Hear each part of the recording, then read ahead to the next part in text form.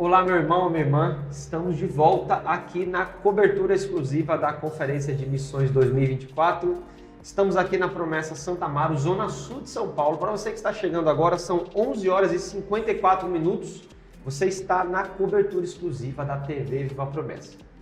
Essa conferência acontece aqui na Promessa Santo Amaro e nós fomos convidados, a TV Viva a Promessa é convidada pelo segundo ano consecutivo pela Convenção Paulistana a fazer parte, trazer e levar para você tudo que nós pudermos sobre os painéis, os palestrantes, o tema, louvor, o culto. E a gente tem tentado fazer isso desde o dia de ontem. E agora, daqui a pouco nós vamos ter um momento muito especial, que é transmitir um painel ao vivo para vocês, que vai ser o último painel da nossa conferência, falando sobre pequenos grupos. Mas agora eu queria receber aqui o pastor Júnior Mendes. Pastor, bom dia, paz do Senhor, privilégio sempre recebê-lo, prazer enorme ter o senhor aqui com a gente, pastor e líder do Movimento Radiação e membro da diretoria geral da nossa igreja. É um privilégio ter o senhor aqui com a gente, pastor. Legal, Gustavo, paz para você, para todos que nos acompanham, um privilégio também poder estar aqui na conferência e estar aqui com vocês na TV. Pastor, esse tema da contextualização na missão parece que é uma sequência do ano passado, porque eles falaram sobre discipulado à face da missão. E essa igreja engajada no discipulado, que é uma face da missão, se preocupa em contextualizá-la. Temos falado sobre isso desde o dia de ontem, pegando um comentário de um dos nossos espectadores que comentaram hoje. Ele perguntou assim: me dê um exemplo prático do que é contextualizar a missão, para que eu possa voltar para a minha igreja e conversar com eles sobre isso. Certo. Bom, eu gosto de pensar contextualização a partir do próprio ministério de Jesus, que a face principal do ministério de Jesus é a sua encarnação. Aliás, João vai dizer nas suas cartas que se você não reconhece que Jesus veio em carne, é anátema. Você precisa reconhecer que Jesus veio em carne. Jesus, ele diz, quando ele ressuscita e aparece para os discípulos, eles falam: sou eu mesmo, paz, pode tocar em mim, olha aqui as marcas. Porque o processo da encarnação é o processo de Deus se tornando homem, habitando entre as pessoas e convivendo com elas. Então eu penso que a missão, ela é por natureza, não é só, para mim não é nem somente uma face o discipulado com certeza é a face da missão, como o pessoal falou o ano passado aqui, a gente estava aqui, mas contextualização para mim é a própria essência da ideia da missão, porque a missão ela se faz a partir do momento que nós entendemos que a gente precisa contextualizar o que a gente faz. Então, às vezes há muita má interpretação do que seja contextualizar. Por muitas vezes a crítica à contextualização é a ideia de que contextualizar é fazer as coisas para agradar os outros. Contextualizar é trazer o mundo para dentro da igreja. São algumas críticas muito comuns em relação à contextualização. E se alguém faz as coisas para agradar os outros, se alguém traz o mundo para dentro da igreja, talvez ele utiliza muito mal a ideia da contextualização. Mas o que é, então, o que é de forma prática a contextualização? É eu entender que se eu estou num bairro ou numa cidade que ela tem características de uma cidade contemporânea, urbana, muito ativa, que o trabalho é muito intenso, eu preciso tomar decisões de missão que eu consiga alcançar esse tipo de público. Então eu vou ter que tomar decisões que conversem com esse público, não para agradá-los, mas para que sirva de ponte na missão, para que eles deem ouvidos à mensagem do Evangelho. Então, para dar um exemplo prático, que o pessoal da área da comunicação que veio falar aqui hoje também comentou, nós temos um contexto assim. Eu tenho um contexto de muita gente que é empreendedor digital no Radiação, gente que tem sua empresa própria, seu negócio próprio há alguns anos. Eu tenho muita gente que trabalha nas áreas de liderança de grandes organizações, de startups. Então, assim, se aproximou, é o tipo de pessoa que tem sido alcançado pelo Movimento Radiação. Nós entendemos que vamos falar sobre fé e trabalho. A gente cria o B2B, que é uma linguagem muito conhecida no meio empresarial. Business to business, né? Quando você vende é o tipo de negócio que é negócio para negócio, né? Não é o negócio para varejo, que é o B2C, né? Business to consumer, negócio para o consumidor, não é o supermercado, é o atacadão, né? Que vende para uma empresa. Mas a gente pegou o termo B2B e tornou ele Bible to Business, Bíblia para negócios. E então a gente passa a chamar as pessoas para conversar sobre trabalho e negócios, olhando a partir das escrituras. É uma maneira da gente fazer uma boa contextualização. Eu tenho um público que esse assunto é interessante, eu vou até eles, eu me encarno nessa realidade e converso a partir da realidade deles. Pegando essa ponte que o senhor fez com o movimento Radiação, nós temos falado aqui hoje pela manhã, a gente comentou com o pastor Júnior, do pastor Santiago, o senhor citou o caso do Ministério de Jesus, ele faz isso, essa contextualização não é algo novo, pelo contrário, Jesus faz isso o tempo inteiro no ministério dele. Sim. A gente conversou aqui com o pastor Santiago que no caso de Jesus, enquanto ele está aqui, ele faz isso com as pessoas, mas depois ele vai embora. E ele fala para os discípulos, fiquem, sejam revestidos e vão. Isso.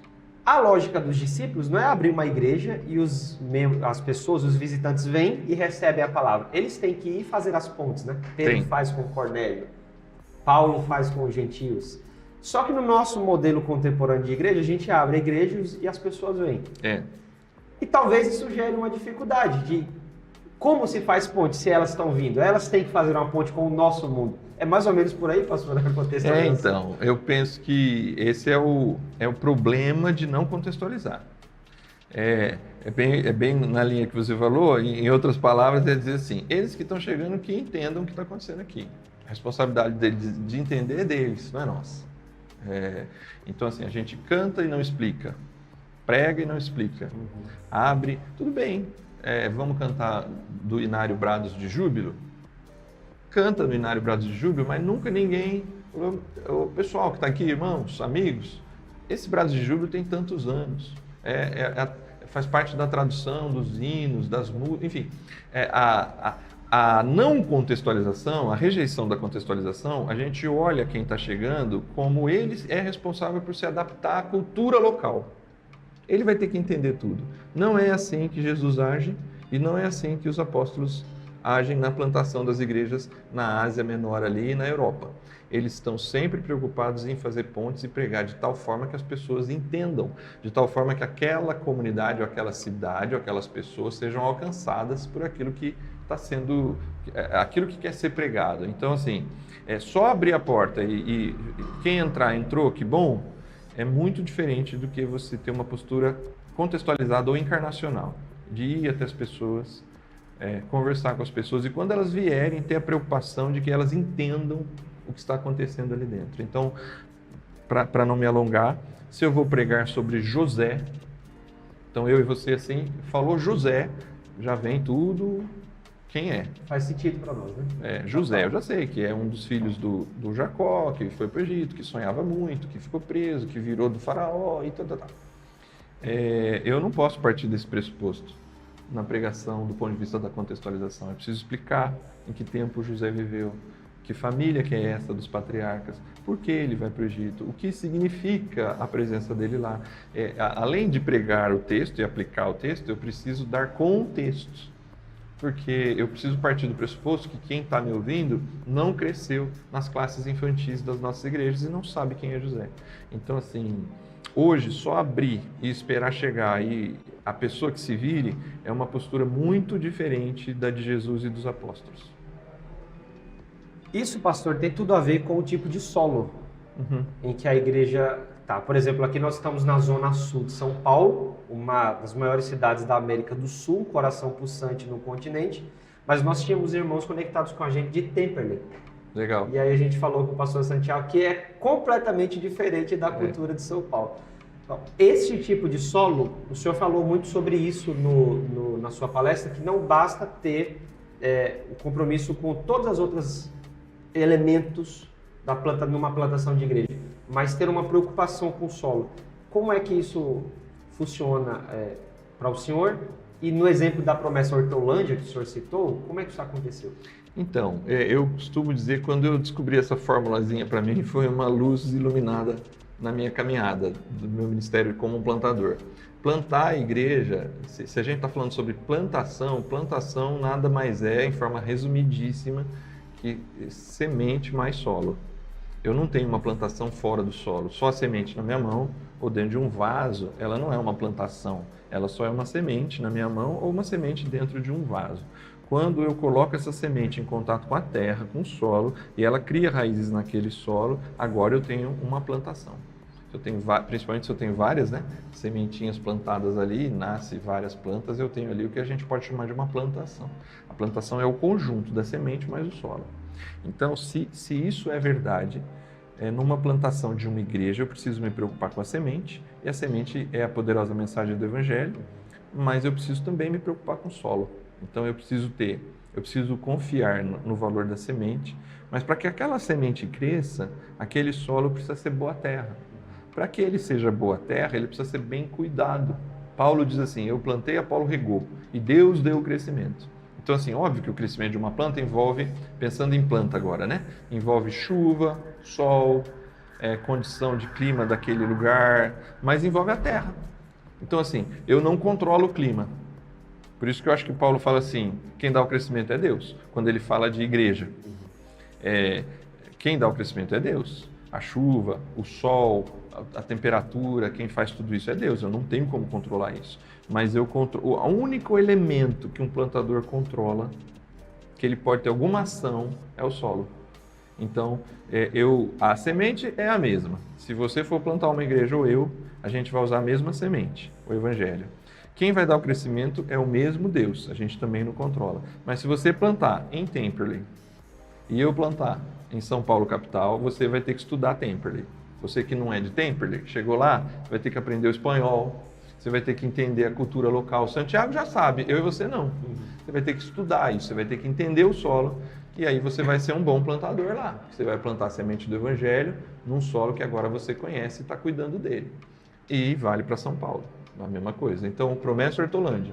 Eu não sou o plantador da Promessa Hortolândia. Está lá o Denis, pastor Denis, a sua esposa, a Fran, tem o ajudado também, colaborado no processo da plantação, e uma equipe. O que essa equipe fez numa plantação que é orgânica e é intencional e é consistente?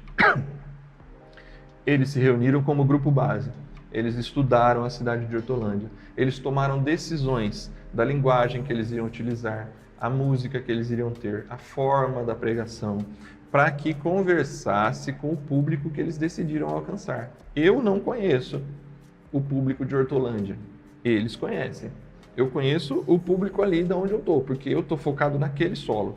Então, assim, como que a Promessa Hortolândia se estrutura? Ela não simplesmente vai lá, vamos fazer o que todo mundo está fazendo na igreja do bairro do lado, ou da cidade do lado. Ou que fosse, vamos fazer o movimento Radiação, aqui. Não, é a Promessa Hortolândia, eles estudaram e eles têm uma filosofia para alcançar aquelas pessoas. Por quê? Porque é uma profunda preocupação com aquele solo e a maneira que aquele solo pode ser alcançado. O contrário disso, o contrário da não intencionalidade ou da não preocupação com o solo, é o desprezo pelo solo? É uma ideia de que... eu acho que para mim é um erro quando você... Biblicamente, a gente não tem isso em nenhum dos grandes heróis da Bíblia, no Antigo e no Novo Testamento. É um erro quando você não se preocupa com o seu contexto. É o problema de Jonas. Talvez no Antigo Testamento é o exemplo mais claro de alguém que não tinha nenhum amor pelo solo ao qual ele foi chamado para pregar, tanto é que ele não quis ir para lá. E quando ele foi para pegar a justiça de Deus e houve conversão da cidade, ele ficou revoltado, porque ele não tinha nenhuma compreensão da importância do cuidado com o solo. Então, assim, esse desprezo ao solo, e o discurso de desprezo ao solo é um discurso que às vezes vem carregado de falsa religiosidade. Assim, mas a mensagem do Evangelho é poderosa, não importa em qual solo. Ou a gente faz o contrário. Na parábola do semeador, a gente joga, tem solo que o Evangelho não cresce. Ali é muito pedregoso, ali tem muito espinho, ali é terra de ninguém, beira de caminho. O Evangelho só cresce, por isso que ele não aceitou. Eu acho que é uma postura de vitimização que um pastor plantador não pode ter. O que é um solo fértil, senão um solo que está bem cercado, que as pedras foram tiradas e que os espinhos foram cortados e que ele foi bem adubado para que a semente produza frutos. Então, o desprezo ao solo, para mim, é um desprezo à palavra de Deus, de estar atento para quem você prega e como você prega. Aí tem uma frase que o senhor falou, né? Que foi: pare de falar mal do solo. Cuide do solo. A semente é poderosa, mas precisamos preparar o solo para receber a semente. Quando a gente escuta essa parte do solo, a gente percebe que, obviamente, isso está longe de ser uma característica de qualquer tipo de plantação de igreja só nossa, exclusiva, mas um erro postural da igreja brasileira em geral. Sim. Que ela só se multiplica sem intencionalidade. Para o senhor é isso, né? É isso mesmo. Você simplesmente reproduz modelo. E na reprodução de modelo, então tem algumas dessas grandes igrejas, eu não vou citar nome nenhum, porque Sim. A TV Viva Promessa hoje é bastante expressiva, e eu não quero arrumar problema com ninguém, mas é assim, tem muitas dessas grandes igrejas, que são hoje, talvez algumas dessas mega igrejas famosas, bem posicionadas nas redes sociais, que elas hoje são um celeiro de atrair crente insatisfeito da sua igreja local. Óbvio que talvez aquela igreja local cometa alguns erros que faz com que a pessoa se sinta insatisfeita para sair. Mas esse tipo de plantação, ela realmente não está preocupada com o solo, aquele bairro, aquela situação, aquelas pessoas, os não alcançados. Ela está em busca de encher. E essa postura, ou só de encher, ou talvez a outra postura, eu acho que são dois opostos. Uma é assim: o importante é encher isso aqui e a receita ser boa. Então, vale tudo, né? Você vai atraindo crente de outros lugares para encher aqui. Então, essa igreja cresceu. Cresceu, pessoas, quantidade de pessoas, mas o que ela impactou do ponto de vista de tirar gente do inferno para o reino? Então, tudo bem, esse é um lado. O outro lado é assim, é o oposto. Não a nossa mensagem é difícil, a porta aqui é estreita, o caminho aqui é difícil mesmo, e aqui a gente é esse pequeno povinho.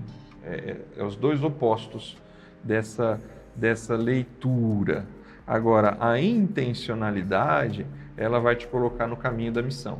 E no caminho da missão, eu preciso estar atento a todo tipo de pessoa para encontrar a maneira de pregar. Óbvio, eu não vou alcançar todo mundo, mas na realidade onde eu estou, eu acho que eu sou responsável por entender aquela realidade para pregar a partir daquela realidade. O exemplo para mim melhor é o do próprio Jesus. Eu já falei isso em tantos lugares que talvez muita gente já vai ter ouvido.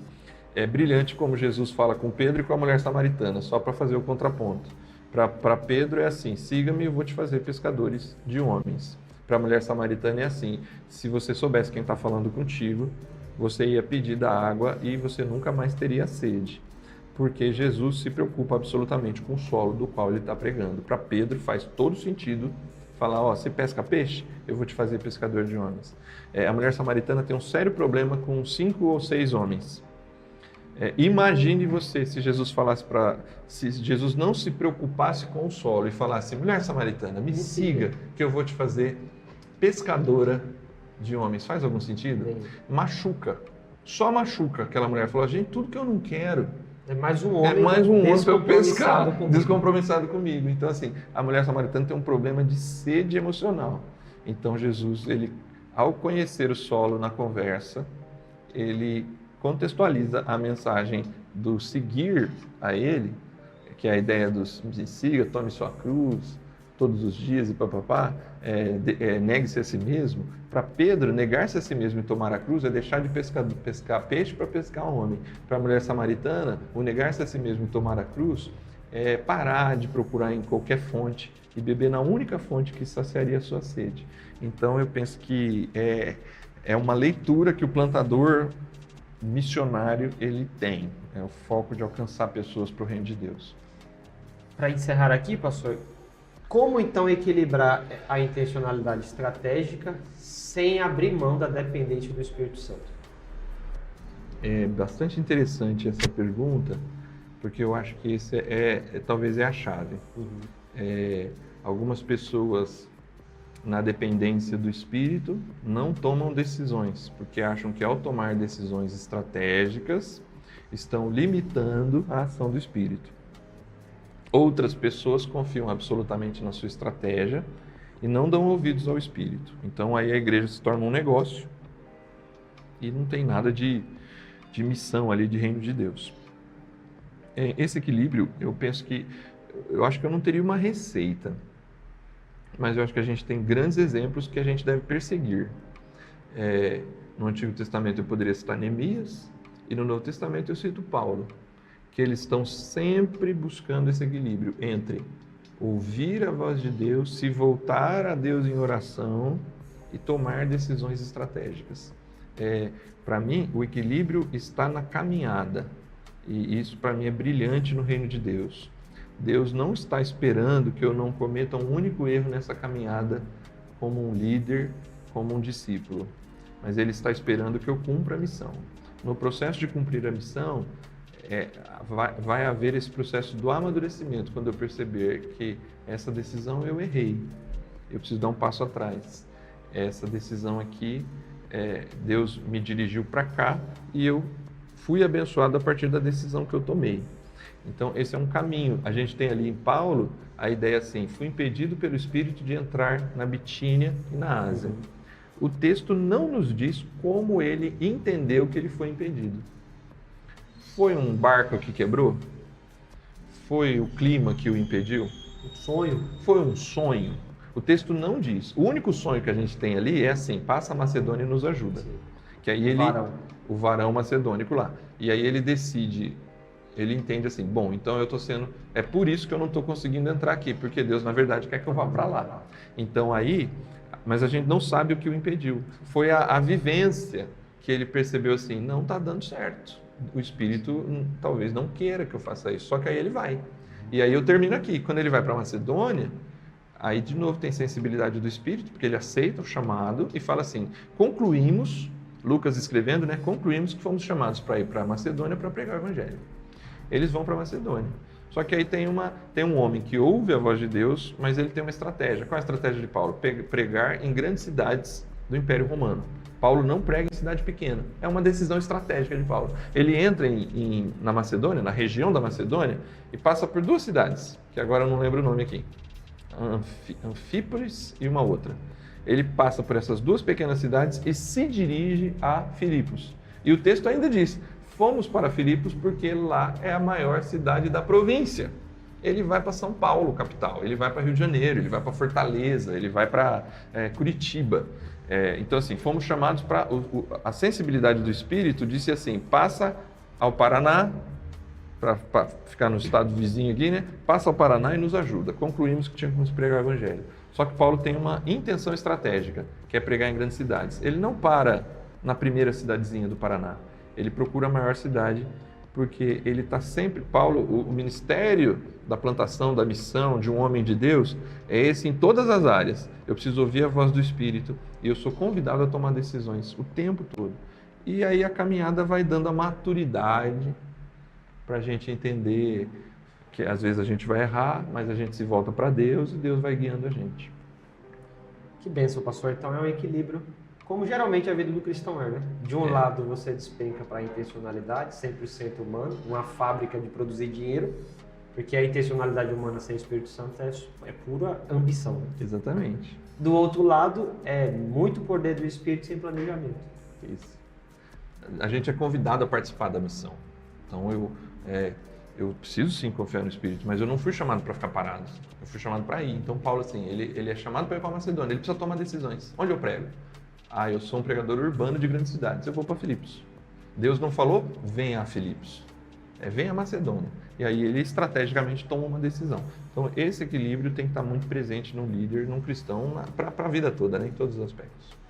Pastor, obrigado por esse tempo. Obrigado a você. Privilégio recebê-lo aqui, que o Senhor continue abençoando sua vida, Ministério Radiação. Amém. O pessoal pode seguir o senhor ou o Movimento Radiação em quais as redes, pastor? Sim, a minha é Junior Benz mesmo, só estou no Instagram hoje, no Facebook está lá, mas faz tempo que eu não olho.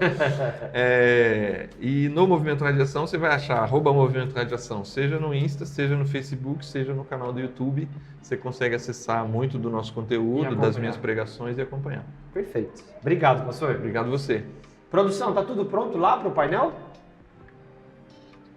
Tudo pronto. Então você agora que está aqui com a gente, obrigado pela sua audiência. Agora você vai lá para o auditório da Igreja de Santa Mara, aqui vizinho, e você vai acompanhar ao vivo a cobertura, o painel exclusivo com o pastor Hilbert sobre pequenos grupos. Depois a gente volta aqui para fazer o encerramento da live de hoje. Fique com o painel e daqui a pouco a gente está de volta.